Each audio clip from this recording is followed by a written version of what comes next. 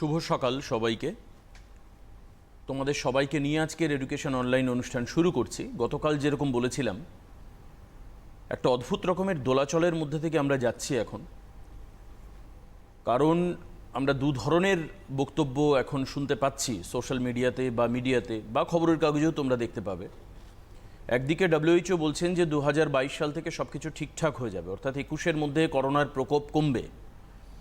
তার মানে এটা আমরা ভেবে নিতে পারি তর্কের খাতিরে যে নভেম্বর বা ডিসেম্বর অথবা সামনের বছর 2022-এর জানুয়ারি থেকে স্কুল কলেজ সব খুলবে, কারণ যেহেতু পরিস্থিতি স্বাভাবিক হয়ে যাচ্ছে।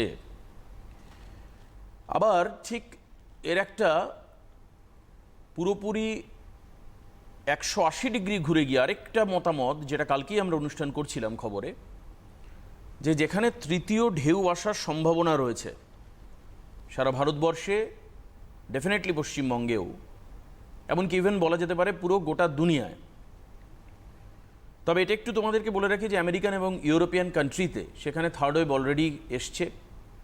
খুব একটা ক্ষয়ক্ষতি হয়নি, কারণ তাদের প্রিভেন্টিভ মেজার্স সেইভাবে নেওয়া ছিল। আমাদের ক্ষেত্রে আসি, আমাদের ক্ষেত্রে যদি থার্ড ওয়েভ আসে তাহলে কি স্কুল কলেজ খুলতে পারবে, একটা বড় প্রশ্ন। তাহলে কি, যেহেতু বলা হচ্ছে যে পেডিয়াট্রিক অ্যাটাকটা বেশি হতে পারে, বাচ্চাদের ক্ষেত্রে প্রভাবটা বেশি পড়তে পারে, বাবা মা কি তাদেরকে সাহস করে স্কুলে ছাড়বেন? একরাশ প্রশ্নের মধ্যে আমরা যেহেতু মানুষ, আমরা সেজন্য আশাবাদী। আমরা জানি যে স্কুল বা কলেজের বিকল্প কখনোই কোনো একটা অনুষ্ঠান হয়ে উঠতে পারে না। আমরা তোমাদেরকে স্কুল কলেজের বিকল্প দিচ্ছি না, আমরা তোমাদের স্কুল কলেজে না যাওয়ার যে কষ্টটা, সেটা খানিকটা হলে দূর করবার চেষ্টা করি প্রত্যেক দিন সকালবেলা। তো আজকেও সেরকমই একটা অনুষ্ঠান, যেখানে ভৌত বিজ্ঞান নিয়ে আমরা পড়াশুনো করব দশম শ্রেণীর জন্য। কারণ আমরা মানসিকভাবে যেহেতু আশাবাদী, আমরা যেহেতু অপটিমিস্টিক, আমরা ধরে নেব যে সামনের বছর থেকে স্কুল খুলছে, রেদার সামনের বছরে মাধ্যমিক উচ্চ মাধ্যমিক হচ্ছে, আমরা এটা ভেবেই এগোবো। আর যদিও বা না হয়, পড়াশুনো করতে কোনো ক্ষতি নেই। তার অল্টারনেটিভ ওয়েতে তোমরা জানো যে এবার মূল্যায়ন হয়েছে এবং মাধ্যমিক উচ্চ মাধ্যমিকের ফল বেরিয়েছে। আমি স্বাগত জানাবো, আজকের আমাদের সঙ্গে উপস্থিত রয়েছেন সৈয়দ ফজলে এলাহি, শিক্ষক, যিনি আজকে ভৌতবিজ্ঞান আমাদেরকে পড়াবেন। আমরা জানবো তোমাদের যে কাজটা করতে হবে আজকের অনুষ্ঠান চলতে চলতে, তোমাদের হাতে পেন খাতা নিয়ে বসতে হবে। টিভিতে যা যা তোমরা দেখবে, টিভি স্ক্রিনে যেটা স্যার বোর্ড ওয়ার্ক করবেন, আমি চাই, এটা আমার স্টুডেন্ট লাইফের এক্সপিরিয়েন্স থেকে আমাকে যেটা স্যারেরা বলতেন, যে সঙ্গে সঙ্গে সেটা একবার খাতায় ওয়ার্ক করে নাও, লিখে নাও। উনি যে ইকুয়েশন বলছেন বা যা বলছেন সেটা একবার নিজেরা খাতায় টোকো। যদি তৎক্ষণাৎ না বুঝতে পারো তাও টোকো, এর একটা আলাদা গুরুত্ব রয়েছে, যেটা অবশ্যই পরবর্তীকালে স্যার বলবেন। আমি স্বাগত জানাই আজকের অনুষ্ঠানে সৈয়দ ফজলে ইলাহি আমাদের সঙ্গে রয়েছেন। আপনাকে পেয়ে আমরা যথেষ্ট খুশি এবং চাইবো যে ভৌতবিজ্ঞানে ছাত্রছাত্রীদের যে একটা ভীতি থাকে অনেক ক্ষেত্রে, সেই ভীতি আজকে ডেফিনেটলি দূর হবে। আপনাকে স্বাগত সিটিভেনের অনুষ্ঠানে। ধন্যবাদ। তো স্যার তো অনেক কিছুই বললেন, তোমরা শুনেছো, অবশ্যই তোমরা বললেন যেগুলো একটু মাইন্ডলি শুনো এবং তোমরা নিজেদের খাতাগুলো সঙ্গে নিয়ে রাখো। এবং হ্যাঁ, যেগুলো বলছি একটু মন দিয়ে শোনো এবং তার সঙ্গে লেখো, কারণ আমরা জানি পড়া এবং লেখা দুটো একসঙ্গে করতে হয়, পড়া লেখা বা লেখাপড়া, ঠিক আছে? তো আজকে যেটা আলোচনা করব সেটা হচ্ছে চলতরিৎ, ঠিক আছে? ক্লাস 10-এর চলতরিৎ। তো দেখো, আমাদের এই 10-এর সিলেবাসের মধ্যে যে চলতরিৎ জিনিসটা আছে, শুধুমাত্র চলতরিৎ নেই, তার মধ্যে কিছুটা হলেও স্থির তড়িতের ধারণা দেওয়া আছে। প্রথম দু পাতা যদি আমরা দেখি, সেখানে স্থির তড়িতের ধারণা দেওয়া আছে, ঠিক আছে? তো এই তড়িৎ বা ইলেকট্রিসিটি এর আসল উৎপত্তি কোথায় যদি আমরা এটা দেখতে চাই, ঠিক আছে?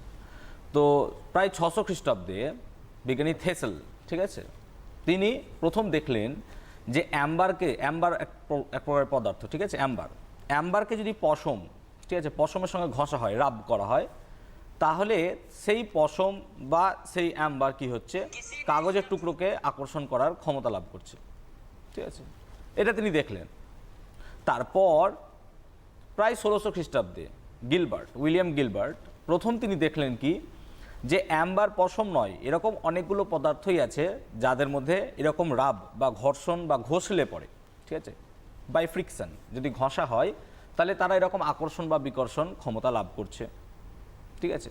তো এই যে আকর্ষণ বিকর্ষণ ক্ষমতা লাভ করছে, সেখান থেকেই ধারণা এলো যে এই যে এক জায়গা থেকে অন্য জায়গায় যাচ্ছে কোনো পদার্থ কিছু, তাহলে এই অ্যাম্বারকে বলা হতো গ্রিক ভাষায় ইলেকট্রন, ELEKTRON, ইলেকট্রন, ELECTRON নয়, হ্যাঁ, ইলেকট্রন, ELEKTRON, ইলেকট্রন। এবং সেখান থেকেই, ইলেকট্রন থেকেই টার্মটা এসছে আমাদের ইলেকট্রিসিটি। তো তো ইলেকট্রিসিটি এমনি এমনি নিজের ইচ্ছা মনে লাগলো যে লিখে দিলাম আমি ইলেকট্রিসিটি, কোনো কিছুর নাম তা নয়। আমাদের বাবা মারা আমাদের নাম রাখে যেমন ইচ্ছা, ঠিক আছে রেখে দিলাম, ইটস ওকে। কিন্তু ফিজিক্সের তাত্ত্বিক লজিক থাকে একটা কিছু নামের পেছনে, ঠিক আছে, কেন আমি সেই নাম নিয়ে তাকে ডাকবো।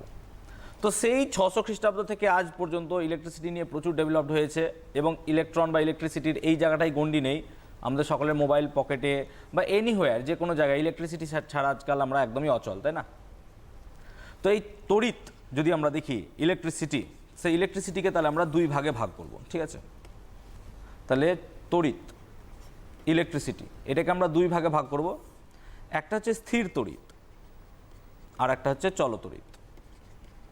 স্থির তড়িৎ এবং চলতড়িৎ। দেখো কথার মানেই আছে স্থির। স্থির মানে কি? মানে কোনো জায়গায় চুপচাপ থাকবে।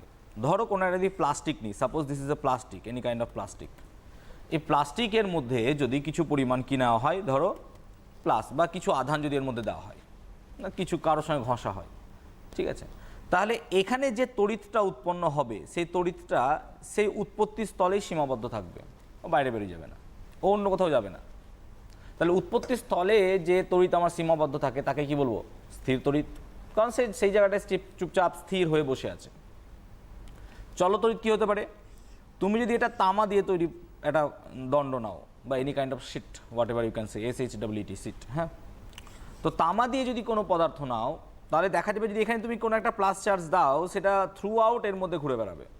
এবারে প্লাস চার্জ মাইনাস চার্জ এগুলো নিয়ে ডিটেল আমি বলছি না, সেগুলো তোমরা ক্লাস 7-এ পড়েছো, 8-এ পড়েছো, এগুলো নিয়ে তোমাদের ক্লাস আছে অলরেডি, জানো তোমরা। প্লাস চার্জ এবং মাইনাস চার্জ বা এই আধান যে দু রকমের হয়, এটা বিজ্ঞানী বেঞ্জামিন ফ্র্যাঙ্কলিন প্রথম বলেছিলেন, এগুলো তোমরা ক্লাস 7-8-এ পড়ে নিয়েছো অলরেডি, ঠিক আছে, তাই ওগুলো নিয়ে আমি ডিটেল বলছি না। তাহলে এটা থ্রু আউট এর মধ্যে যে কোনো জায়গায় ঘুরে বেড়াবে। তার মানে তুমি এইখানে আধানটা দিলে পরে এখানে স্থির নেই, ও কী করছে? সব জায়গায় ঘুরে বেড়াচ্ছে, চলে বেড়াচ্ছে। তাহলে এই যে সব জায়গায় চলে বেড়াচ্ছে, সেখান থেকে হলো চলতড়িৎ।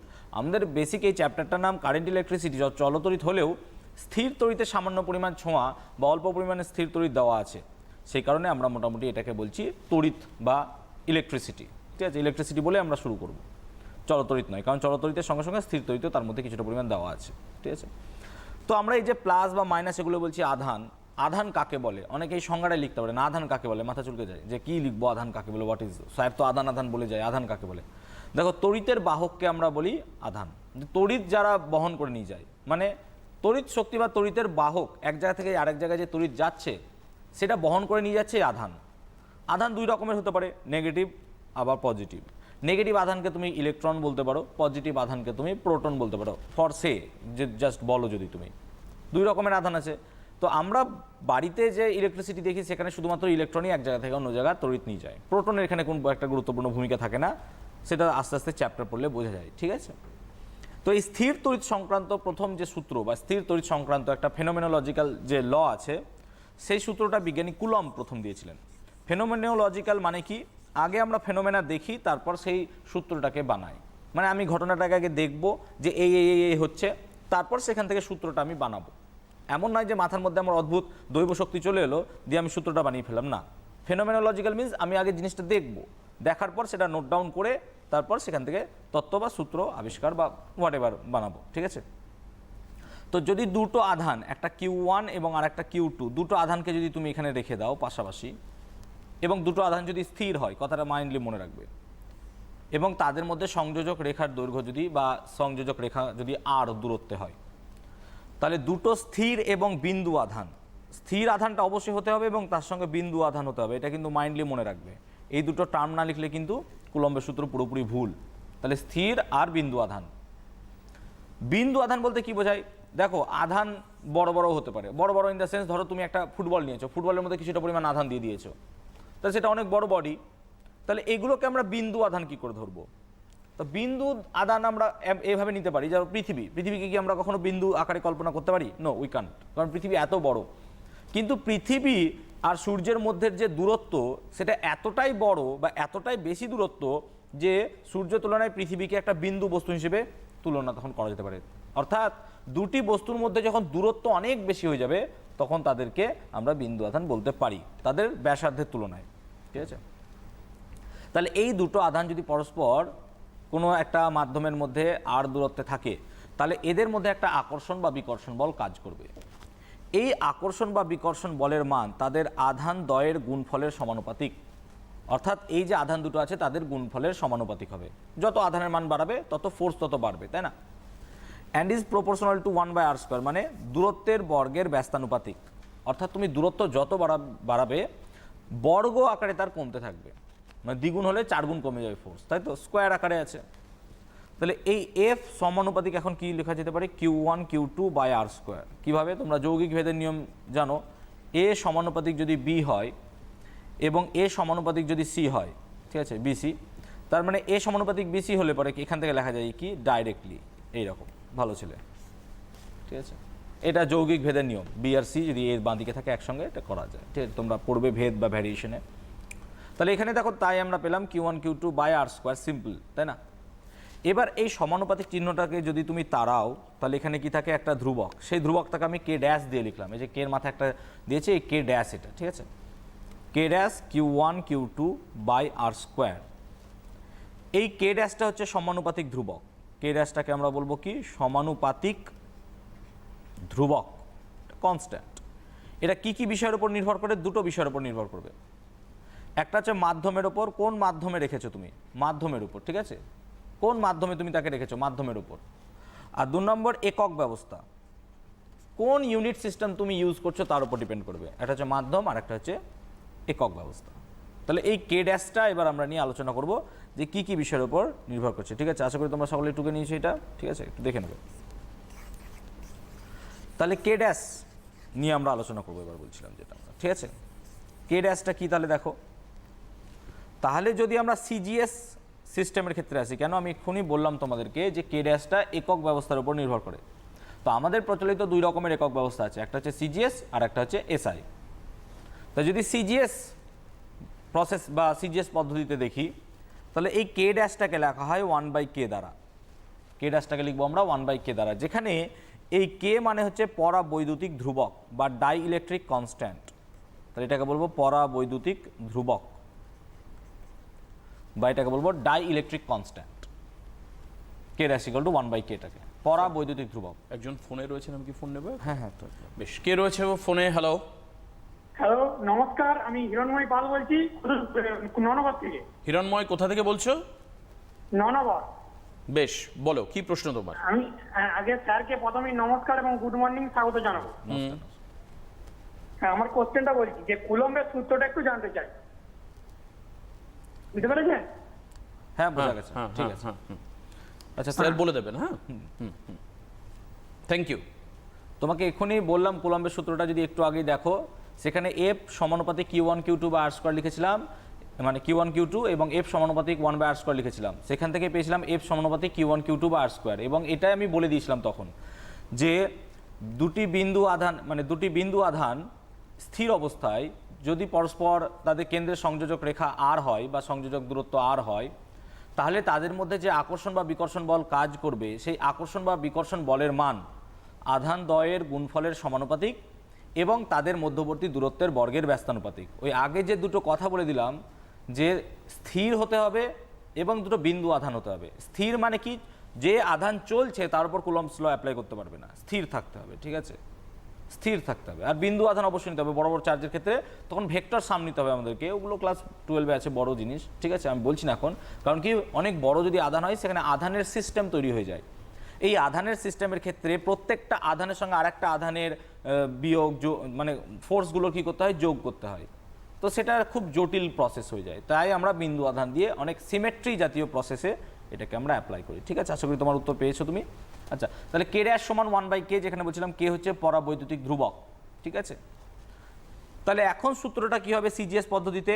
এফ সমান কি লিখতে পারবো না? তো 1/k Q1Q2/r², তাই না? সিজিএস পদ্ধতিতে। এবং কে হচ্ছে মাধ্যমের উপর নির্ভর করবে, অবশ্যই মনে রাখবে। পরাবৈদ্যুতিক ধ্রুবক কিসের উপর নির্ভর করবে? মাধ্যমের উপর। অবশ্যই মনে রাখবে এই কথাটা, ঠিক আছে? মাধ্যমের উপর নির্ভর করবে। কেন? একটু পরে আরও ডিটেল ক্ল্যারিফাই হয়ে যাবে জিনিসটা। এবার শূন্য মাধ্যমে যদি তুমি এটাকে শূন্য মাধ্যমে নাও, শূন্য মাধ্যমে বা বায়ু মাধ্যমে, whatever you can choose, ঠিক আছে? বায়ু মাধ্যম, শূন্য মাধ্যম বা বায়ু মাধ্যমে যদি তুমি নাও, তাহলে এই কে এর ভ্যালুটা হয় 1, অর্থাৎ পরাবৈদ্যুতিক ধ্রুবকের মান শূন্য মাধ্যম বা বায়ু মাধ্যমে 1। তাহলে তুমি এফ সমান কত লিখতে পারছো? Q1 Q2 by R square. কখন? না তো সিজিএস পদ্ধতিতে, শূন্য মাধ্যমে। এই কোয়েশ্চেনটাই যদি দেয় তোমাকে যে শূন্য মাধ্যমে এবং সিজিএস পদ্ধতিতে কুলম্বের সূত্রের গাণিতিক রূপটি প্রকাশ করো বা বের করো, তাহলে প্রথম থেকে যা করলাম এত দূর পর্যন্ত সিজিএস বা সিজিএস পদ্ধতি এবং শূন্য মাধ্যমে হবে। ঠিক আছে, আশা করি সকলে তোমরা নোট ডাউন করে নিয়েছো। সিজিএস পদ্ধতিটা আমরা করলাম, এবার করব আমরা হচ্ছে এসআই পদ্ধতি, কারণ দুটো একক ব্যবস্থা আছে আমাদের, দুটো একক ব্যবস্থা নিয়ে আমাদেরকে আলোচনা করতে হবে। ঠিক আছে, দেখো চ্যাপ্টারটা অনেক বড়, প্রায় 6টা-5টা ক্লাস লেগেই যায় এই চ্যাপ্টারটা করতে, কারণ তোমাদের ক্লাস 10-এর সবচেয়ে বড় চ্যাপ্টার হচ্ছে এই চ্যাপ্টারটাই। তো একটু ধৈর্য ধরে পড়বে, আজকে যতদূর করা যায় সম্ভব হয় চেষ্টা করছি আমি টেনে করার। ঠিক আছে, তাহলে এসআই পদ্ধতি নিয়ে আলোচনা করবো এবার। এসআই পদ্ধতিতে কে ড্যাশটাকে লেখা হয় 1/4 পাই এপসাইলন দ্বারা, যেখানে এটার নাম হচ্ছে এপসাইলন, হ্যাঁ আমরা শর্টে এপসা বলি, এপসাইলন। এবং এই এপসাইলনটাকে বলা হয় মাধ্যমের তড়িৎ ভেদ্যতা, মাধ্যমের তড়িৎ ভেদ্যতা, তড়িৎ ভেদ্যতা। তো এটা হচ্ছে মাধ্যমের তড়িৎ ভেদ্যতা এপসাইলন। তো কে ড্যাশের ভ্যালু লিখলাম কত? 1/4 পাই এপসাইলন। তার মানে এখন ফোর্সের ভ্যালু কত হবে? এফ সমান, দেখো এফ সমান কত ছিল আমার? K dash Q1 Q2 by R square ছিল, তাই না? একটু যদি মনে করতে পারো, তাহলে কে ড্যাশের ভ্যালুর জায়গায় কী লিখবো আমি? 1/4 pi epsilon Q1 Q2 by R square. ঠিক আছে, এবার তুমি যদি এটা শূন্য মাধ্যমে নাও, তাহলে শূন্য মাধ্যম বা ভ্যাকুয়াম বা তুমি বায়ু মাধ্যম নাও, শূন্য মাধ্যম বা বায়ু মাধ্যম। বায়ু মাধ্যম মানে বাতাসের মধ্যে আছি আমরা, তাই না? শূন্য মাধ্যম বা বায়ু মাধ্যমে এপসাইলনটাকে লেখা হয় এপসাইলন 0 বা এপসাইলন নট দ্বারা। তাহলে মানে লিখলাম কত? এপসাইলনটাকে আমরা লিখবো এপসাইলন নট বা এপসাইলন 0 দ্বারা, এবং এর ভ্যালু হচ্ছে 8.854 × 10⁻⁻12 coulomb square newton to the power -1 metre to the power -2। এটা হচ্ছে তার ভ্যালু, এবং এটা মাধ্যমিকে বহুবার দিয়েছে, শূন্য মাধ্যমের তড়িৎ ভেদ্যতার মান লেখো। এবং এককটা অনেকেই ভুল করে, কারণ খাতা চেক করি আমি অনেক, তো দেখি এককটা অনেকেই ভুল করে। সো এককটা মনে রাখবে, coulomb square newton to the power -1 metre to the power -2। তাহলে এখন এফ এর ভ্যালু কত হবে যদি শূন্য মাধ্যমে লেখো? না তো হয়ে যাবে 1/4 pi epsilon 0 Q1 Q2 by R square. So this is the value for SI. যারা ভবিষ্যতে সায়েন্স নিয়ে পড়বে ভাবছো, তাদের এই জিনিসটা খুব ভালো করে পড়তে হবে, কারণ এখান থেকে আমাদের বেসিক শুরু হয় স্ট্যাটিক ইলেকট্রিসিটির কুলম্বস ল দিয়ে, এবং সেই জায়গায় আমরা সবাই এসআই প্রসেস ফলো করি। সিজিএস খুব একটা কম, মানে খুব একটা বেশি ইউজ হয় না 12-এ যখন দেখবে, বা আরও হায়ার স্টাডিজে। তাহলে এই হলো গল্প আমার এসআই পদ্ধতিতে F = 1/4 pi epsilon 0 Q1 Q2 বা আর স্কোয়ার। আমরা তোমাদেরকে বলছিলাম পরাবৈদ্যুতিক ধ্রুবক নিয়ে, পরাবৈদ্যুতিক ধ্রুবক। তাহলে পরাবৈদ্যুতিক ধ্রুবকের সংজ্ঞাটা আমরা এখানেই পাবো, আশা করি তোমরা সবাই নোট ডাউন করে নিয়েছো কপিতে। তো পরাবৈদ্যুতিক ধ্রুবকের সংজ্ঞাটা আমরা কীভাবে দেবো দেখো, না তো K = epsilon by epsilon naught, এটা হচ্ছে পরাবৈদ্যুতিক ধ্রুবক। ঠিক আছে, অর্থাৎ কোনো মাধ্যমের তড়িৎ ভেদ্যতা এবং শূন্য মাধ্যমের তড়িৎ ভেদ্যতার অনুপাতকে বলি আমরা পরাবৈদ্যুতিক ধ্রুবক। শুনে নাও, কোনো মাধ্যমের তড়িৎ ভেদ্যতা যেমন এপসাইলন এবং শূন্য মাধ্যমের তড়িৎ ভেদ্যতার অনুপাতকে আমরা বলি কি? পরাবৈদ্যুতিক ধ্রুবক। ঠিক আছে, এটাকে অন্যভাবেও বলতে পারো, দুটি বিন্দু আধান স্থির অবস্থায় একটি নির্দিষ্ট দূরত্বে থাকাকালীন, ঠিক আছে, তাদের মধ্যে কোনো মাধ্যমে যে পরিমাণ বল কাজ করে এবং শূন্য মাধ্যমে যে পরিমাণ বল কাজ করে, তাদের অনুপাতকেও তুমি বলতে পারো এরকম। সো আমরা এটাকে বলতেই পারি পরাবৈদ্যুতিক ধ্রুবক, এটা নিয়ে বড় কিছু কথা নাই ওই ফোর্স দিয়ে। তবে তুমি বেটার মনে রাখবে এইটা দিয়ে, এপসাইলন বা এপসাইলন নট, অর্থাৎ কোনো মাধ্যমের তড়িৎ ভেদ্যতা এবং শূন্য মাধ্যমের তড়িৎ ভেদ্যতার অনুপাতকে বলবে কি? পরাবৈদ্যুতিক ধ্রুবক। এবার দেখো এপসাইলনের নিজস্ব ইউনিট আছে, এপসাইলন নটেরও তাহলে নিজস্ব ইউনিট আছে, কিন্তু দুটো সেম ইউনিট যেহেতু এপসাইলন এবং epsilon naught, here you can see epsilon এবং এপসাইলন নট দুটো সেম ইউনিটের অনুপাত, তাই কের কোনো ইউনিট নেই। তাই কে হচ্ছে কি? ইউনিটলেস অ্যান্ড ডাইমেনশনলেস, মানে হচ্ছে এককবিহীন এবং মাত্রাবিহীন। ঠিক আছে, লেখাটা বুঝতে পারছো কিনা জানি না, লিখে নাও, ইউনিটলেস এবং ডাইমেনশনলেস মানে হচ্ছে মাত্রাবিহীন এবং এককবিহীন রাশি, কে না তো কে, যেটা পরাবৈদ্যুতিক ধ্রুবক বলছিলাম আমরা। ঠিক আছে, তো দেখো যদি তুমি একটা সিম্পল ফারাক দুটোর মধ্যে করতে চাও, শূন্য মাধ্যমের সিজিএস পদ্ধতিতে যে বল পেলে এবং এসআই পদ্ধতিতে যে বলটা পেলে, তাহলে এফ এর ভ্যালু সিজিএস পদ্ধতিতে পেয়েছিলে না তো 1/k Q1 Q2 by R square, হোয়ার কে তোমার হচ্ছে পরাবৈদ্যুতিক ধ্রুবক। কিন্তু তুমি সিজিএস মাধ্যমের ক্ষেত্রে কি এসআই কি পেলে না তো 1/4 pi epsilon 0 Q1 Q2 by R square. তা এখানে প্রথম প্রশ্ন হওয়া উচিত বা লজিক্যালি কেউ বলে না বা কেউ আমাকে কোনোদিন করেও না যে স্যার আপনি এই ফর্মুলাটাকে শুধুমাত্র 1/ε লিখতে পারতেন, শুধুমাত্র এই 4πটাকে কেন অ্যাড করলেন? আপনি কেন এই 4πটাকে যোগ করলেন? 4π যোগ করার মানে কি? দেখো, যদি শুধুমাত্র 1/ε বা 1/ε0 লিখতাম তাহলে আমাকে ভ্যালুটা লিখতে হতো 1/8.854 ইন্টু 10⁻⁻12 এবং একটা বিচ্ছিরি মান আসতো 10⁻⁻12। হ্যাঁ, একটা বিচ্ছিরি বিটকেল মান আসতো। এবার এই 4π গুণ করে দেওয়ার ফলে এই 1/4πε0 পুরোটার ভ্যালু চলে আসে আমার 9 ইন্টু 10⁻9, যেখানে হচ্ছে metre square newton coulomb to the power -2। কেন? কারণ এপসাইলনের ইউনিট কত ছিল? Coulomb square newton to the power -1 metre to the power -2। তাহলে 1/এর ইউনিটটা কী হয়ে যাবে? জাস্ট উল্টে যাবে, তাই হওয়া উচিত। দেখো, সেই জন্য ইউনিটটা উল্টে গেছে, হোয়াট এভার। তাহলে এই যে এত সুন্দর একটা গোটা মান পাচ্ছি আমরা 9 ইন্টু 10⁻9, দেখতেও কত সুন্দর লাগছে, আর কোনো ঝামেলা নেই। কিন্তু এটা দেখতে কতটা বিচ্ছিরি, একদম বাজে লাগছিল দেখতে, তাই না? তো সায়েন্টিস্টরা কী করলো, বা হোয়াট এভার যারা থিওরিস্ট, তারা কী করলো, যেখানে একটা 1/4π গুণ করে দিই, তাহলে এত সুন্দর একটা ভ্যালু পাওয়া যাচ্ছে। আফটার অল এটা তো একটা কনস্ট্যান্ট, সো কনস্ট্যান্ট নিয়ে তো আমার কোনো চিন্তা নাই। সেই কারণে এই 4πটাকে গুণ করা, আদারওয়াইজ কিচ্ছু না। 4πটার গুণ করার পিছনে এটাই হচ্ছে লজিক, তাছাড়া আর কোনো লজিক নেই। স্যার একটা ফোন নেব। হ্যাঁ। কে রয়েছে ফোনে? হ্যালো। হ্যালো, হ্যাঁ, কে বলছো? স্যারের কাছে একটু ফোনটা দিন, আমার একটা প্রশ্ন ছিল। হ্যাঁ, তুমি কে বলছো, আগে নামটা বলো।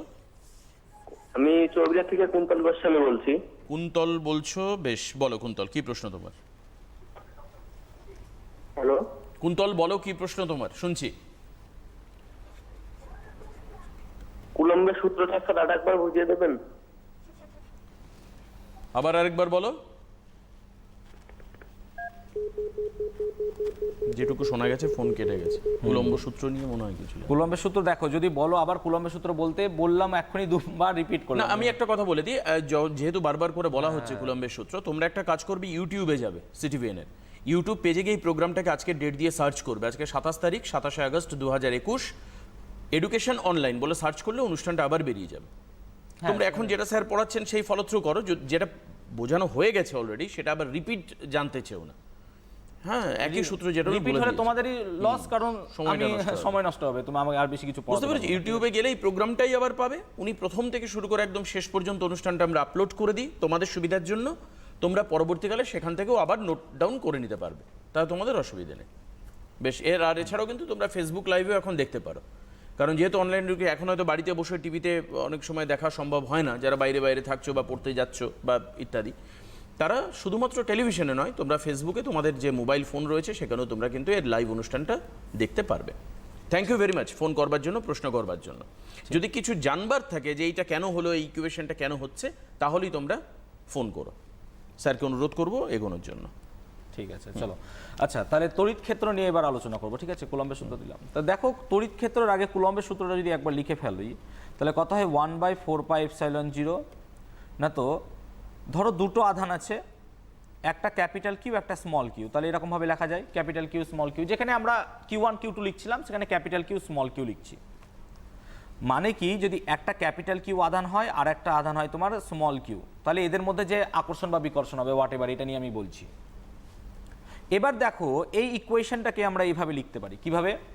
না তো 1/4πε0 capital Q by R square into small Q, যেখানে এটা মানে হচ্ছে এফ, তাই না?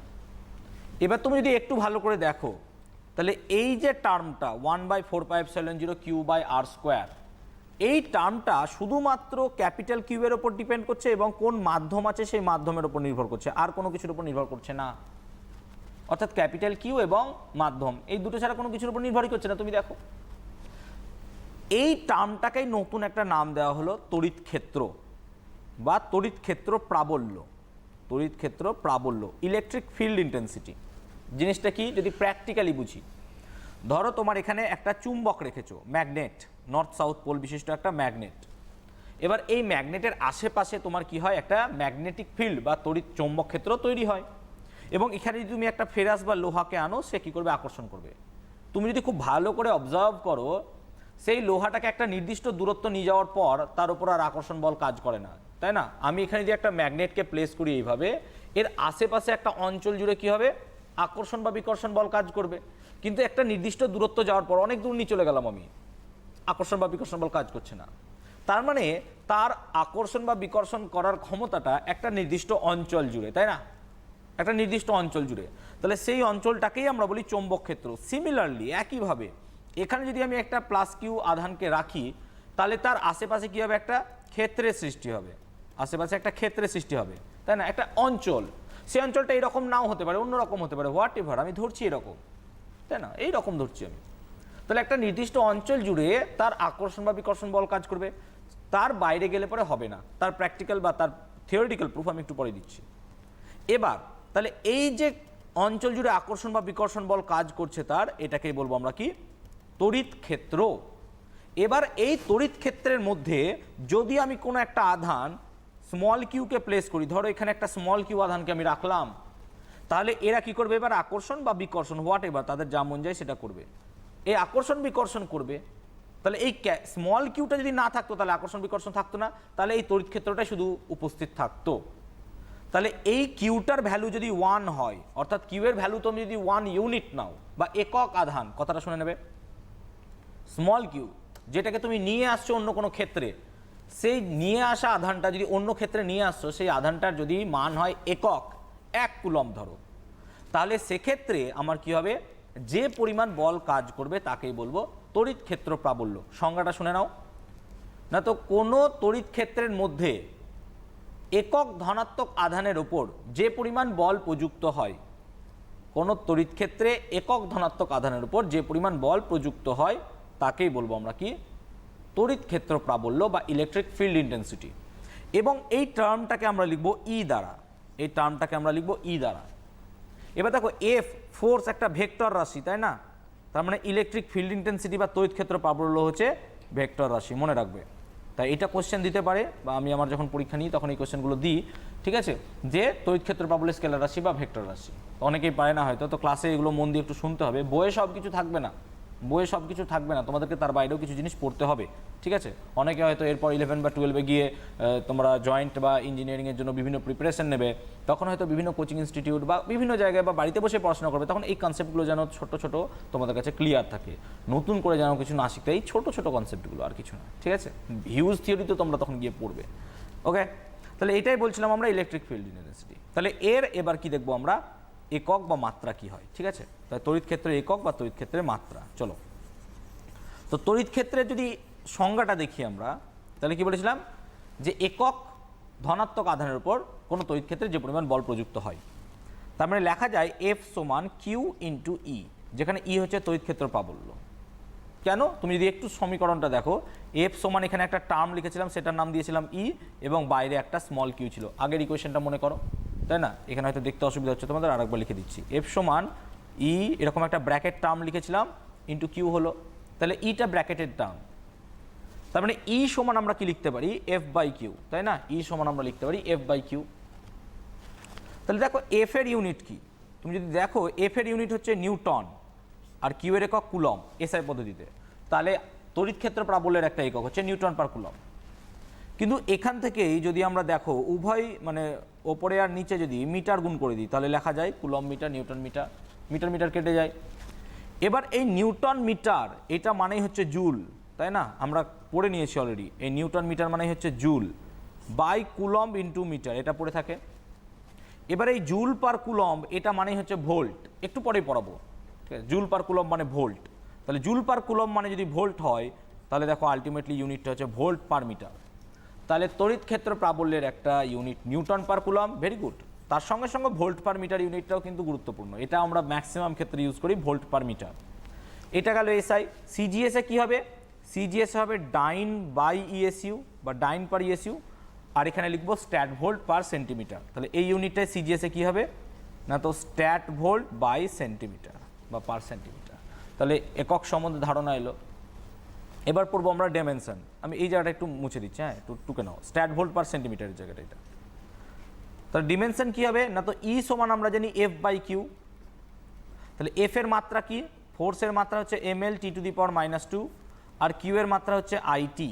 সো ফাইনালি ই এর মাত্রা বা ডিমেনশন কত হবে, এম এল দেখো T to the power -3 I to the power -1, এটা হচ্ছে আমার ই এর ডিমেনশন বা মাত্রা, ঠিক আছে।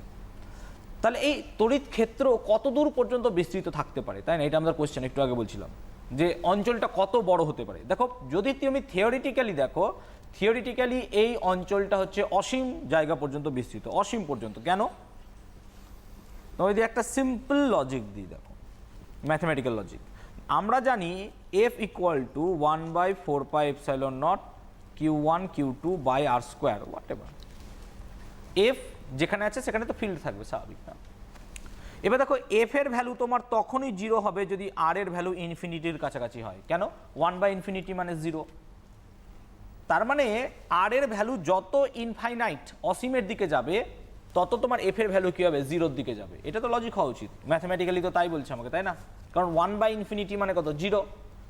তাহলে থিওরিটিক্যালি তড়িৎ ক্ষেত্র বা তড়িৎ ক্ষেত্রের উপর যে আকর্ষণ বল বা তড়িৎ ক্ষেত্র বল, হোয়াট এভার যাই হোক, সেগুলোর থিওরিটিক্যাল ভ্যালু কত? অসীম পর্যন্ত। কিন্তু অসীম পর্যন্ত হয় না, বাস্তবে অসীম পর্যন্ত হয় না, কিছু দূর পর্যন্ত গিয়ে সেই ফিল্ডটা শেষ হয়ে যায়, নষ্ট হয়ে যায়। ঠিক আছে, তাই এটা দেখো ম্যাথমেটিক্যালি আমি তোমাদেরকে বোঝাতে পারলাম যে কেন ফিল্ড এত দূর পর্যন্ত কাজ করে। ঠিক আছে, তাই তড়িৎ ক্ষেত্র প্রাবল্য এগুলো সম্বন্ধে বললাম, আধান বললাম। এবার আধানের সংজ্ঞা জানতে হবে আমাদেরকে। দেখো আধান হচ্ছে একটা রাশি, এর ইউনিট আছে কি কি না, তো এসআই পদ্ধতিতে ইউনিট হচ্ছে কুলম, আর সিজিএস পদ্ধতিতে ইউনিট হচ্ছে কি? ইএসইউ। তাহলে যদি তুমি অ্যাকচুয়ালি দেখো এফ সমান সিজিএস পদ্ধতিতে কত হয় না, তো 1/k Q1 Q2 by R square. এবার তুমি যদি কে এর ভ্যালু 1 নাও, মানে হচ্ছে শূন্য মাধ্যম, তাই না? কে এর ভ্যালু 1 মানে কি? শূন্য মাধ্যম, আগেই করিয়ে দিলাম তোমাদের আমি।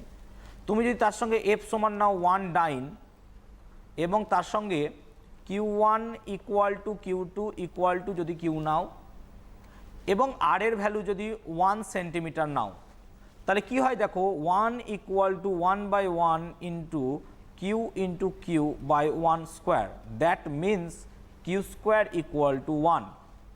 তার মানে কিউ ইকুয়াল টু +-1।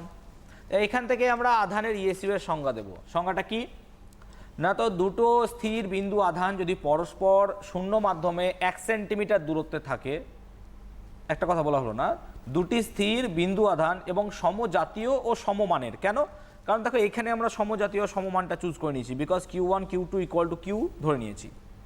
তাহলে দুটি সমজাতীয় সমমানের আধান যদি পরস্পর শূন্য মাধ্যমে 1 সেন্টিমিটার দূরত্বে থাকে, তাহলে তারা যদি পরস্পরের ওপর 1 ডাইন বল প্রযুক্ত করে বা প্রয়োগ করে, তাহলে প্রত্যেকটি আধানকে কি বলবো আমরা?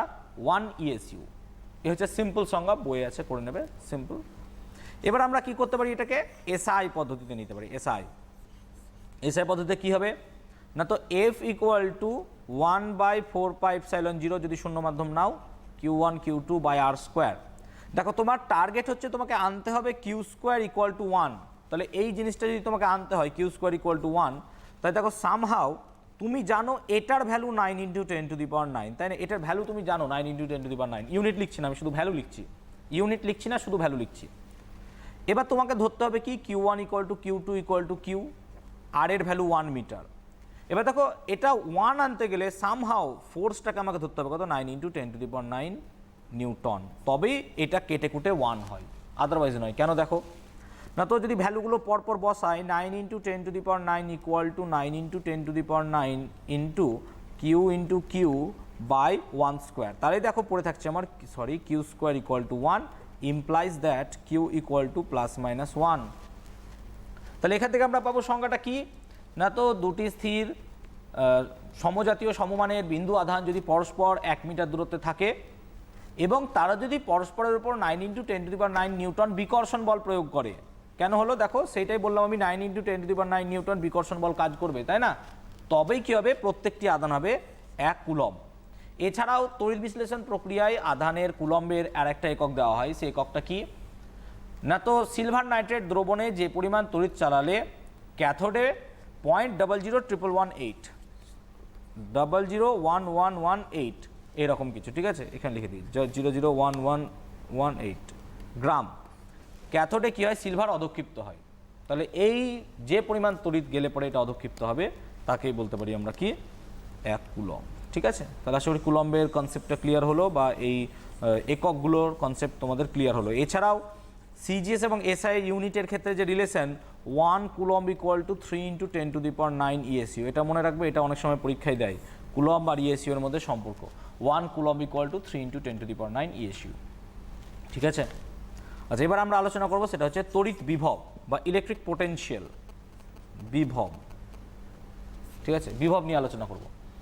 তো বিভবের আগে আমরা একটু আগে পড়লাম কি তড়িৎ ক্ষেত্র, নাকি যে কোনো একটা আধান রাখলে তার আশেপাশে একটা অঞ্চল জুড়ে তোমার আকর্ষণ বা বিকর্ষণ বল কাজ করে, এবং যদি তুমি দেখো এর মান অসীমে গেলে জিরো হয়, তাছাড়া জিরো নয়। তো তোমাকে তো একটু আগে প্রমাণ করে দিলাম যে যখন তুমি অসীমে যাবে তার উপর আকর্ষণ বা বিকর্ষণ বলের মান পুরোটা কি হয়ে যাবে, জিরো হয়ে যাবে, তাই না লজিকটা? তাহলে এখানে তুমি যদি একটা অসীম দূরত্বে একক ধনাত্মক আধান নাও, একক ধনাত্মক আধান, অসীম দূরত্বে যদি একটা একক ধনাত্মক আধান নাও, এবার সেখান থেকে তুমি ওকে কি করছো, নিয়ে আসছো তড়িৎ ক্ষেত্রে কোনো বিন্দুতে, তাহলে বিভবের সংখ্যাটা এইভাবেই দেওয়া হয় যে অসীম দূরত্ব থেকে একটি একক ধনাত্মক আধানকে তড়িৎ ক্ষেত্রের কোনো বিন্দুতে আনতে যে পরিমাণ কার্য করতে হয়, সাপোজ ডাব্লু তোমার কার্য করতে হলো, তাহলে তাকেই বলবে কি তড়িৎ বিভব। ঠিক আছে, এবার যদি কিউ আধানকে আনতে হয় তাহলে তোমার কার্য হবে কত, ডাব্লু বাই কিউ, সরি বিভব হবে W by Q. So V সমান লেখা যায় ডাব্লু বাই কিউ। তড়িৎ বিভবের সংজ্ঞাটা পরীক্ষায় খুব দেয়, পড়ে রাখবে। অসীম দূরত্ব থেকে তড়িৎ ক্ষেত্রের কোনো বিন্দুতে একটি একক ধনাত্মক আধানকে আনতে যে পরিমাণ কার্য করতে হবে তাকে বলা হয় তড়িৎ ক্ষেত্র, এই তড়িৎ বিভব। এবার দেখো তুমি যে কোনো পথে নিয়ে যাও সেটা কিন্তু কার্য একই হবে। মানে তুমি ধরো এইটা একটা পাথ, আমি একটু মিটিয়ে দিয়ে করছি, হ্যাঁ, ধরো এটা একটা পাথ, এই পাথে তুমি নিয়ে গেলে, তুমি কি করলে আর একটা পাথ ধরো এই দিক দিয়ে এই বস্তুটাকে নিয়ে এলে এখান থেকে, আর একটা পাথ তুমি ধরলে কি গোটা দুনিয়া ঘুরে এখান থেকে নিয়ে এলে, ঠিক আছে, তাহলেও তোমার কার্য কিন্তু সেম হবে। কেন, কার্য ইকুয়াল টু বল ইন্টু সরণ। এবার এখান থেকে এখান পর্যন্ত সরণ তোমার এইটাই, সো কার্যের ক্ষেত্রে তোমার আলাদা হবে না। অর্থাৎ এখানে কার্য ডাব্লু হবে, এখানেও কার্য ডাব্লু হবে, এখানেও কার্য ডাব্লু হবে, সব জায়গায় কার্য ডাব্লু হবে। এটা মাথার মধ্যে আনবে না যে বিভিন্ন পথ দিয়ে যদি আমি নিয়ে যাই তাহলে কার্য আলাদা হবে। তাহলে মাথায় এরকম ক্লিক করা উচিত যে আমি এইখান থেকে এই পথে আমি নিয়ে গেলাম, তাহলে কার্য হলো ডাব্লু1, আবার এই পথে যদি চলে যায় কার্য হবে ডাব্লু2। তাহলে আমি যদি এরকমভাবে পাক ঘোরাই বস্তুটাকে, তাহলে এখানে তো আমার ফ্রি এনার্জি জেনারেট করা উচিত, কিন্তু ফ্রি এনার্জি তো জেনারেট করবে না, কার্য বা শক্তির সংরক্ষণ সূত্র বা কনজারভেশন লকে একদম ফেল করবে। সো এই মাথায় কনসেপ্ট আনবে না এরকম একদম, ঠিক আছে। সব নিয়ে স্যার একটা ফোন রয়েছে। হ্যালো, কে আছো ফোনে? রানা বলছি। কোথা থেকে বলছো? আমি কাছের কোম্পানি থেকে বলছি, পশ্চিম মেদিনীপুর জেলার। হ্যাঁ বেশ, বলো কি প্রশ্ন তোমার? Sir good morning. Morning to you, বলো। তড়িৎ চালক ও বিভব প্রভেদের মধ্যে পার্থক্য। ঠিক আছে, তোমার কোশ্চেন আমি শুনেছি, আমি একটু পরেই আসছি ওইগুলোতে, ঠিক আছে, কারণ এগুলো পড়িয়ে নিই, এগুলো হচ্ছে বেসিক, ঠিক আছে। বেশ, থ্যাংক ইউ ভেরি মাচ। সঙ্গে থেকো, অনুষ্ঠান দেখো। তড়িৎ বিভব শুনলে তুমি তড়িৎ চালক বলটা কোশ্চেনটা বলে দেবো, আমি যদি জানি না আজকে ওটা করতে পারবো কিনা, আমি দেখিনি। আচ্ছা, তাহলে তড়িৎ বিভব নিয়ে আলোচনা করছিলাম এবং তোমাদেরকে আমি তড়িৎ বিভবের ডেফিনিশন দিলাম কি, ডাব্লু বাই কিউ, অর্থাৎ একক আধানের উপর কৃতকার্য বা কতটা পরিমাণ বল কাজ করে। তাহলে এর ইউনিট নিয়ে এবার আলোচনা হোক। তা ডাব্লুর ইউনিট হচ্ছে জুল আর কিউ এর ইউনিট হচ্ছে কুলম। তাহলে এই জুল পার কুলম যেটা, সেটাকে আমরা বলি ভোল্ট। একটু আগে তোমাদের বলে দিয়েছিলাম যে জুল পার কুলম মানে হচ্ছে ভোল্ট। আর সিজিএস ইউনিট কি হবে না, তো হচ্ছে আর্গ বাই ইএসইউ, এটাকে বলবো আমরা স্ট্যাট ভোল্ট। তার মানে বিভবের এসআই একক হচ্ছে ভোল্ট আর সিজিএস ইউনিট হচ্ছে স্ট্যাট ভোল্ট। এবার এদের সম্পর্কটা দেখি। 1 ভোল্ট ইকুয়াল টু আমরা জানি 1 জুল বাই 1 কুলম। তাহলে 1 জুল মানে হচ্ছে 10⁷ আর্গ, আর 1 কুলম মানে হচ্ছে 3 × 10⁹ ইএসইউ। তুমি যদি এটা ক্যালকুলেট করো সামহাও তোমার কাছে 1/300 থাকতে বাধ্য। আর এখানে দেখো তোমার কাছে আছে আর্গ বাই ইএসইউ, তাই না, আর্গ বাই ইএসইউ আছে, এবং আর্গ বাই ইএসইউ মানে ডাইরেক্টলি তোমাকে বললাম কি সেটা স্ট্যাট ভোল্ট হতে বাধ্য। তাহলে সেটা হচ্ছে কি স্ট্যাট ভোল্ট। তাহলে মনে রাখবে এটা 1 volt equal to 1/300 stat volt. মাধ্যমিকে কতবার দিয়েছে তার কোনো ঠিক নেই, খুব ইম্পর্টেন্ট কোয়েশ্চেন, এবং এখানেই তোমরা ভুল করবে, ঠিক আছে। তোমরা এখানে এই ভোল্টের জায়গায় লিখবে স্ট্যাট ভোল্ট, আর স্ট্যাট ভোল্টের জায়গায় লিখবে ভোল্ট, দিয়ে কোয়েশ্চেনটাকে মিস করে আসবে। সো এটা করা যাবে না। 1 ভোল্ট মানে হচ্ছে 1/300 স্ট্যাট ভোল্ট, এটা যেন মাথায় প্রত্যেকেরই আমাদের থাকে। তাহলে আমরা পড়লাম বিভব নিয়ে। দেখো তোমরা আশা করি টুকে নিয়েছো সকলেই, ঠিক আছে, আশা করি ক্লাসের মধ্যে আছো এবং ক্লাসের সঙ্গে সঙ্গে টুকছো। তো আমরা আলোচনা করলাম বিভব নিয়ে। এবার ভবে বিভব পার্থক্য, ঠিক আছে। এখনই একটা আমি ফোন করেছিল হয়তো যে বিভব পার্থক্যের মধ্যে, তো বিভব পার্থক্য নিয়ে দেখো এবার আলোচনা যদি করি, তো তড়িৎ ক্ষেত্রের মধ্যস্থিত দুটি বিন্দু যদি নাও, তাহলে এটা ধরো একটা যে কোনো আধান আছে এবং এটা একটা তড়িৎ ক্ষেত্র। এখানের বিভব V1, এখানকার বিভব V2, দুটো পয়েন্টের বিভব আলাদা হতে বাধ্য, তাই না, V1 V2। এটা যদি একটা তড়িৎ ক্ষেত্র হয়, ঠিক আছে, সামহাউ কিউ আধান, তাহলে এই দুটো বিভবের মধ্যে যে পার্থক্য, বিভবের পার্থক্য, তাকে বলবে বিভব প্রভেদ বা বিভব পার্থক্য। তাই তড়িৎ ক্ষেত্রের মধ্যস্থিত দুটোই বিন্দুর মধ্যে বিভবের পার্থক্যকে বলি আমরা বিভব প্রভেদ, ঠিক আছে। এই হচ্ছে সিম্পল বিভব প্রভেদ।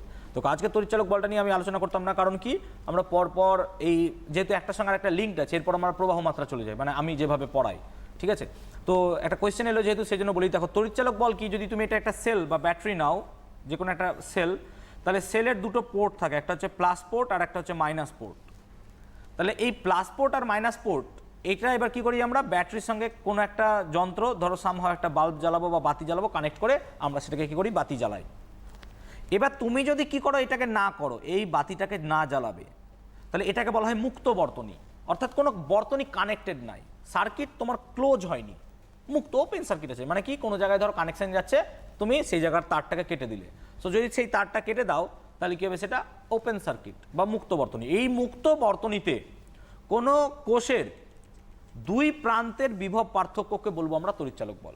ভালো করে নাও, তাহলে এই রকম যদি একটা কোষ বা সেল নাও তুমি, এই সেলের দুই প্রান্তের বিভব প্রভেদ কখন না, তো মুক্ত বর্তনীতে, কথাটা শুনে নাও, মুক্ত বর্তনীতে, মুক্ত বর্তনীতে হবে কি তড়িৎচালক বল। কিন্তু বিভব পার্থক্য কি, তড়িৎ ক্ষেত্রের মধ্যস্থিত দুটো বিন্দুর মধ্যে যে বিভবের পার্থক্য, তাকে বলবো বিভব প্রভেদ। আবার এটাকে যদি তুমি কি করো, সার্কিটটাকে ক্লোজ করো, মানে এখানে যদি একটা বাতি জ্বালাও, ঠিক আছে, তাহলে এই দুই প্রান্তের মধ্যে বিভবের পার্থক্য হচ্ছে বিভব প্রভেদ। তার মানে তোমাকে মনে রাখতে হবে তড়িৎচালক বল সামহাও ডিল করছে আমার কোথায় না, তো যখন মুক্ত বর্তনী আছে। এই সংখ্যাটাকে অন্যভাবেও দেওয়া হয়, যে কোনো একটি একক ধনাত্মক ঋণাত্মক একক আধানকে তোমার কি নেগেটিভ প্রান্ত থেকে পজিটিভ প্রান্তে নিয়ে যেতে, নেগেটিভ থেকে পজিটিভ প্রান্তে নিয়ে যেতে কোষের মধ্য দিয়ে যে পরিমাণ কার্য করতে হয়, তাকে বলি আমরা তড়িৎচালক বল, ওই কোষের তড়িৎচালক বল। কিন্তু বিভব প্রভেদ তা নয়, অসীম দূরত্ব থেকে একটি একক ধনাত্মক আধানকে তড়িৎ ক্ষেত্রের কোনো বিন্দুতে আনতে যে পরিমাণ কার্য করতে হয়, তাকে বলা হয় আমাদের তড়িৎ বিভব। এবং এইভাবে দুটো বিন্দুর মধ্যে যেতে যে বিভবের পার্থক্য পাবো, সেটা হচ্ছে বিভব প্রভেদ। সো দুটোর মধ্যে অনেকটাই পার্থক্য আছে, ঠিক আছে। আশা করি তোমার কোশ্চেনের অ্যান্সার তুমি পেয়েছো। এবার আমরা যেটা আলোচনা করবো সেটা হচ্ছে প্রবাহ মাত্রা। প্রবাহ মাত্রা জিনিসটা কি না, তো ধরো কোনো একটা তামার তার আছে, এত মোটা তার ভেবো না, তারটা খুব সরু পাতলা, এরকম পেনের মতো, ধরো পেনও না, এর থেকেও পাতলা, কিন্তু আমরা ওটাকে জুম করছি ধরো। তাহলে এরকম যদি তামার একটা তার হয়, এই তামার তারের মধ্য দিয়ে কি হয়, ইলেকট্রন যাতায়াত করে, ইলেকট্রন যাতায়াত করে, ঠিক আছে।